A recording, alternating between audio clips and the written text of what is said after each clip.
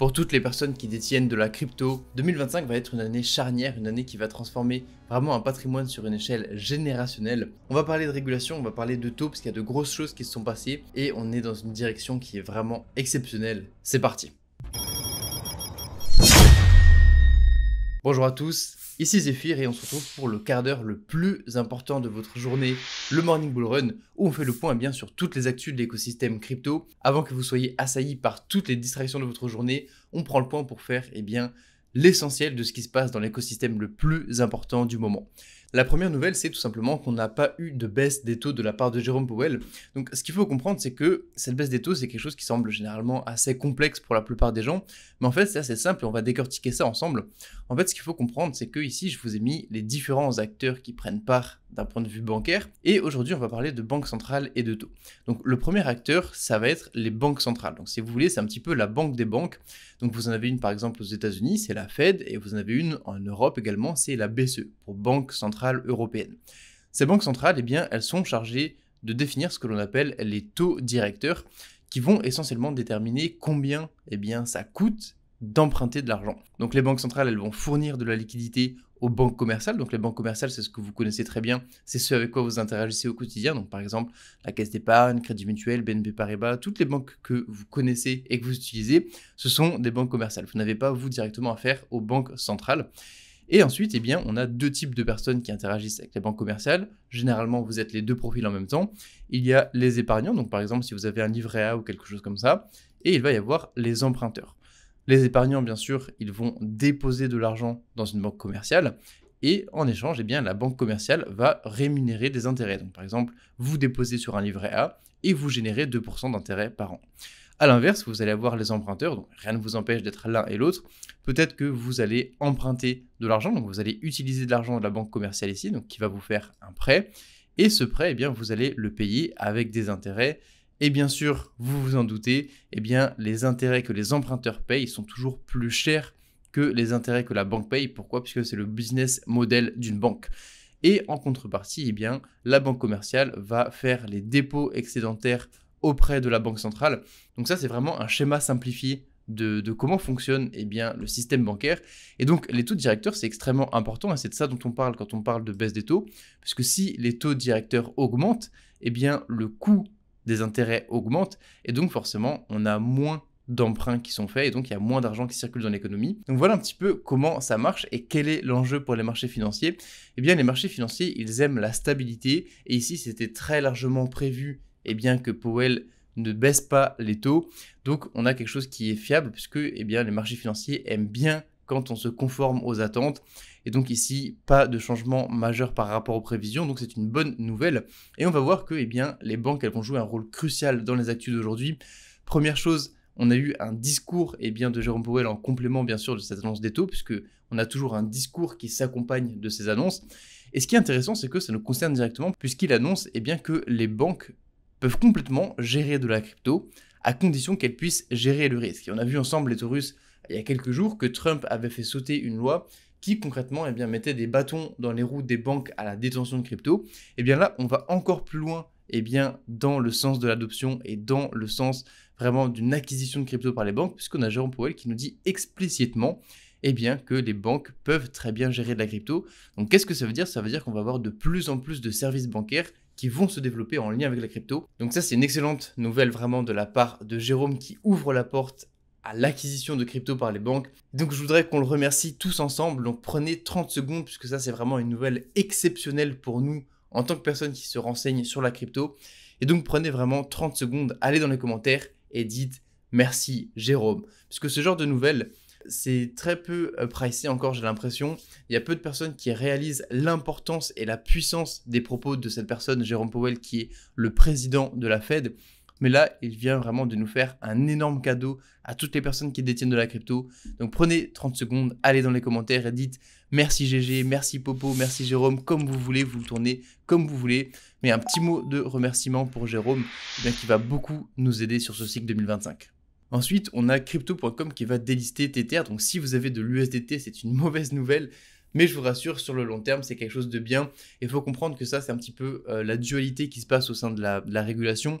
C'est que sur le court terme, c'est pénible, c'est contraignant, c'est il y a vraiment de la friction qui se crée, mais sur le long terme, c'est vraiment ça qui va permettre l'arrivée massive de capitaux dans l'écosystème, et bien sûr, c'est ce qu'on attend en tant qu'investisseur.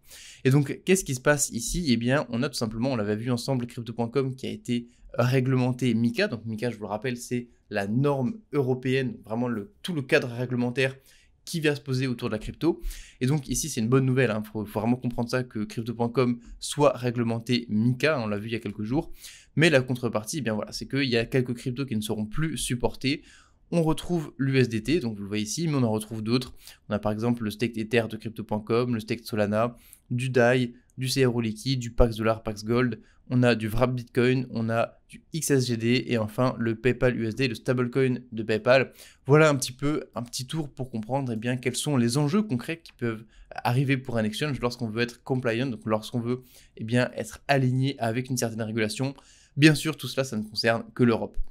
Ensuite, toujours pour la régulation, parce que c'est vraiment l'axe le plus important. Beaucoup de personnes essayent de regarder des choses passagères, des choses vraiment court terme. Il faut vraiment comprendre que la régulation, c'est le cadre qui va permettre de mettre en place toute l'économie autour de la crypto. Et le fait qu'on avance dans la bonne direction, notamment ici avec Coinbase qui obtient une autorisation de s'étendre en Argentine, eh bien, ce sont d'excellentes nouvelles.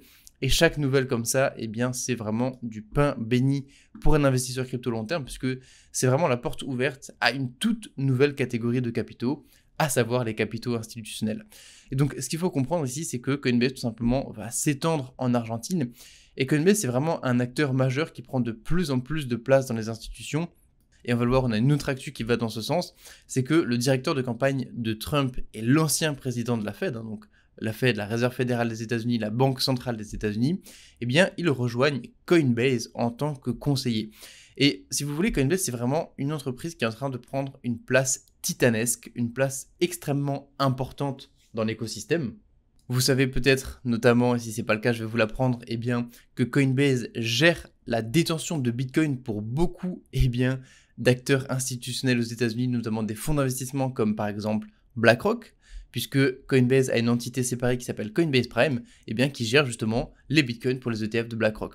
Donc on a vraiment une direction colossale qui est en train de prendre Coinbase, et ça c'est vraiment une excellente nouvelle. Ensuite, on a également la société de médias de Trump qui continue à se développer dans la crypto. Tout simplement, ils vont utiliser 250 millions de leur trésorerie pour utiliser et pour acheter des fonds négociés en bourse, du bitcoin et d'autres crypto-monnaies. Voilà un petit peu rapidement comment ça se passe aux États-Unis. On a vraiment tout qui est en train de s'accélérer, tout qui est en train de prendre une vitesse considérable. Ensuite, on reste vraiment sur la régulation et les institutions aujourd'hui, puisque c'est vraiment le plus important sur le long terme pour l'écosystème crypto. Et bien là, on a le directeur de la Banque centrale tchèque. Donc voilà, encore une fois, on parle beaucoup de banque centrale aujourd'hui. C'est un sujet extrêmement important à comprendre et qui, je vous le rappelle, on l'a vu sur le schéma, n'est pas très compliqué. La Banque centrale, c'est tout simplement la banque des banques. Et donc, qu'est-ce qui se passe ici? Eh bien, tout simplement, il nous annonce qu'il est en train de réfléchir à convertir une partie de ses réserves en Bitcoin.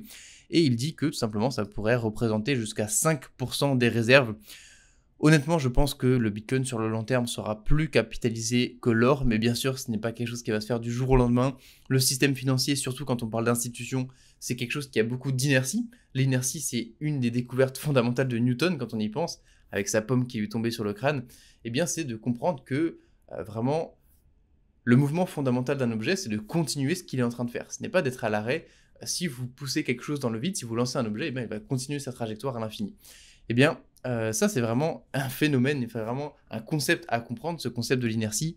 Et on a beaucoup d'inertie dans la finance traditionnelle. Donc, bien sûr, ce ne sont pas des choses qui vont se faire du jour au lendemain, mais ça peut se faire dans l'année 2025. Et ça, c'est extrêmement intéressant. Et enfin, je voulais vous partager une opportunité que nous avons saisie en interne. Donc qu'est-ce que c'est? On vous parle beaucoup de projets pépites crypto et on vous a déjà présenté sur le canal Telegram le projet Peak Network. On vous a montré comment rentrer sur la presale de Peak. Peak, c'est un layer 1, donc c'est une blockchain qui permet de construire des réseaux d'épines dessus. Un réseau d'épines, c'est tout simplement un réseau de machines qui va utiliser la blockchain pour être décentralisé. Et ici, on a une nouvelle presale, donc un premier projet qui lance sa presale sur Peak. Et donc, vous avez la possibilité de rentrer si vous détenez du token Peak. Donc, nous, on est rentré hier dessus. On a partagé ça en avant-première aux membres du canal Telegram. Donc, voilà, si vous voulez continuer à recevoir ce genre d'opportunités tous les jours au quotidien directement en notification sur votre téléphone, La seule chose que vous avez à faire, c'est de vous rendre en description et de cliquer sur le premier lien du canal Telegram Crypto. Ça va vous amener sur le canal Telegram de Moon et vous allez avoir accès à ce genre d'informations avant tout le monde. Et dites-vous bien qu'une information comme ça, c'est le genre de choses qui peut complètement changer un bull run. Alors bien sûr, ce n'est pas un conseil en investissement, c'est, vous le voyez bien, seulement un partage d'expérience. On vous montre ce que nous, on fait concrètement au quotidien. Qu'est-ce que c'est? Que fait une personne qui est au quotidien H24 dans la crypto? Comment elle se renseigne? Comment elle va chercher des informations? Qu'est-ce qu'elle fait concrètement pour rentrer sur un token? Donc voilà, vous avez plus de contexte sur Telegram. Rejoignez-le et on se retrouve directement avec Apollo pour faire un point technique sur le marché et sur les graphes. Merci Zéphyr pour ce point actu et bonjour les Taurus, ici Apollo, j'espère que vous allez très bien. On se retrouve pour le point graphique sur Bitcoin, Ethereum et le market cap des altcoins. Alors concernant Bitcoin, comme on en a parlé sur les derniers jours, on a une bougie hebdomadaire qui est en train de se former, qui nous fait de très belles choses. On a été chercher, comme on en a discuté, la liquidité sous le point bas de la semaine dernière et on est en train de très bien réagir sur cette zone clé au niveau de la zone grise que vous voyez ici qui correspond à l'order block, le corps de la bougie hebdomadaire de la semaine du 6 janvier. Et si on vient clôturer de cette manière cette semaine, ça c'est vraiment très bullish et on peut s'attendre de manière probable à venir chercher des plus hauts sur Bitcoin, potentiellement même sur la fin de semaine, c'est tout à fait possible, mais globalement dans les prochaines semaines, avoir des nouveaux plus hauts pour aller chercher de nouveaux ATH. Si on descend sur du daily, pour vous faire le rappel, ce qu'on avait dit, c'est qu'on avait cette zone de liquidité, on était à l'intérieur de ce triangle de compression, et je vous avais expliqué qu'on allait très probablement chercher ce niveau de liquidité en dessous de notre équilibrium. Au niveau des 100 000 $, on avait une belle zone de liquidation à venir chercher, donc c'est exactement ce qui s'est passé sur la journée de lundi. On est venu chercher toute cette liquidité, on a réagi sur notre fair value gap inversé qui est ici, et là on est en train de tout simplement repartir à la hausse. Maintenant, sur la zone dans laquelle il se trouve, ça va être assez clé, puisque ici on a une trendline qui arrive à maturité avec 3 points de touche qu'on a formés avec cette troisième touche sur la journée d'hier, et donc là vous pouvez voir qu'il est en train de retravailler ce niveau. On a cette fair value gap baissière et on est actuellement en train tout simplement de combler et de consolider en interne sur cette zone-ci. Donc là, sur la journée d'aujourd'hui, la clôture de la journée d'aujourd'hui va vraiment être clé, puisque si on clôture au-dessus de cette zone un petit peu plus haut et que l'on revient retester par exemple sur la journée de demain cette zone-ci, là c'est vraiment très bullish. Par contre, si on rejette la zone, on pourrait revenir sur des points un petit peu plus bas à l'intérieur de la dernière structure qui vient de se former, notamment aller chercher cette zone de liquidité potentiellement. Et on a bien sûr toujours le scénario où s'il vient bien rejeter cette zone, vous voyez, bien réagir sur la trendline et clôturer en dessous de l'équilibrium, là on pourrait éventuellement même créer un nouveau plus bas pour, encore une fois, réaccumuler, même aller chercher potentiellement le trait rouge avant de remonter. Donc on a toujours, encore une fois, cette compétition entre les rouges et les verts qui est ouverte. Je pense que c'est le moment d'intensifier cette compétition, les Taurus. On va rapprocher les deux traits. Au niveau de notre trait vert, on va le mettre juste ici. Et au niveau du trait rouge, on va le mettre ici. Dites-moi dans les commentaires si vous êtes plutôt team rouge ou team verte, si vous pensez qu'on va d'abord aller chercher notre trait vert ici, ou alors notre trait rouge juste ici. Personnellement, avec ce qu'il est en train de nous faire, je pense qu'on a de très fortes probabilités tout simplement de faire ce mouvement-ci et d'aller chercher des plus hauts. En tout cas, s'il vient retester tout simplement les ATH, ce que l'on veut voir pour avoir une belle expansion par la suite, c'est tout simplement une contraction de la volatilité sur ces niveaux pour ensuite s'extraire. Ce qui nous donnerait, vous voyez ici, si on se projette un petit peu, une espèce de épaule, tête-épaule inversée, comme ceci, pour ensuite repartir à la hausse. Alors avant de passer à Ethereum, les Taurus, si vous désirez profiter d'un maximum de valeur sur la partie trading, analyse technique, avoir toutes les informations en avant-première, je vous recommande vivement de rejoindre le canal Telegram, le lien est en description de la vidéo. Donc concernant Ethereum, pareil, en hebdomadaire, on est sur une bougie qui nous fait des choses intéressantes. Alors c'est un petit peu moins bullish que sur Bitcoin, vous pouvez voir, mais on est tout de même revenu sur notre zone clé ici, dont on a parlé, donc qui correspond à notre fair value gap ici baissière inversée, et on est en train de bien réagir sur ce niveau-ci. Au niveau du daily, eh bien, pareil, on a cette zone de fair value gap eh bien, haussière qui est respectée par le prix depuis le mois de novembre. Vous voyez, on a un très fort niveau de support. Sur les derniers jours, on est venu retester cette zone à nouveau, qu'on a respectée avec les corps des bougies. Et on est en train tout simplement de réagir à la hausse après avoir pris toute cette zone de liquidité. Donc ça, c'est super intéressant. Et on a, comme on en a discuté, dans cette trendline ici avec 4 touches. Donc on a bien de fortes probabilités de venir chercher ces niveaux prochainement et de casser cette trendline pour repartir sur des plus hauts sur Ethereum. Encore une fois, on a également la possibilité d'aller plus bas donc que ce niveau-ci, puisqu'on a cette zone de liquidité maintenant. Donc repartir sur des plus bas sur Ethereum pour réaccumuler notamment sur cette fair value gap haussière qui se trouve sur ces niveaux, avec également la trendline cyclique qui se trouve ici. Vous voyez, si je dézoome, on a cette trendline-ci qu'on pourrait tout à fait venir chercher pour prendre appui sur ce niveau et repartir. Pour le moment, on n'y est pas du tout. Pour valider ce scénario, il faudrait clôturer en dessous du segment noir que vous voyez ici, où là, on ira probablement chercher plus bas. Mais pour le moment, on se trouve plutôt dans ce type de scénario où tout simplement, on repartirait à la hausse sur Ethereum.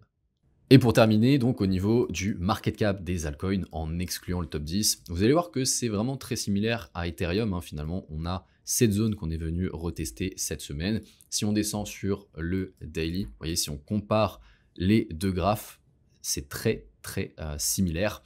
Et donc ici, on a tout simplement été chercher ce niveau de liquidité. On a notre zone clé ici en rouge qui tient pour le moment, qui correspond à cette fair value gap baissière. Et on a notre trendline à venir chercher avec 1, 2, 3 et 4 touches ici. Donc là, le scénario le plus probable, c'est tout simplement de repartir sur des plus hauts, de venir casser notre trendline ici. Maintenant, on garde en tête qu'on a toute cette liquidité potentiellement si jamais on veut redescendre et réaccumuler. Et si on vient clôturer en daily en dessous de ce niveau, là, on peut s'attendre à des mouvements assez forts à la baisse, puisque le prochain niveau de support se trouve plutôt sur ces niveaux-ci, avec encore une fois la trendline cyclique et toute cette zone, et également la fair value gap qui se trouve ici, qu'on pourrait venir retester. Donc pour le moment, on n'y est pas dans ce scénario, on est vraiment tourné vers une continuation haussière. Les Taurus, on a terminé pour ce matin. Laissez-nous savoir si vous avez ne serait-ce qu'une information utile dans cet épisode en mettant un like en guise de réponse. Abonnez-vous surtout pour être certain de ne rien manquer. Activez la cloche des notifications. Sur ce, je vous souhaite une très belle journée. C'était Apollo. Ciao, ciao.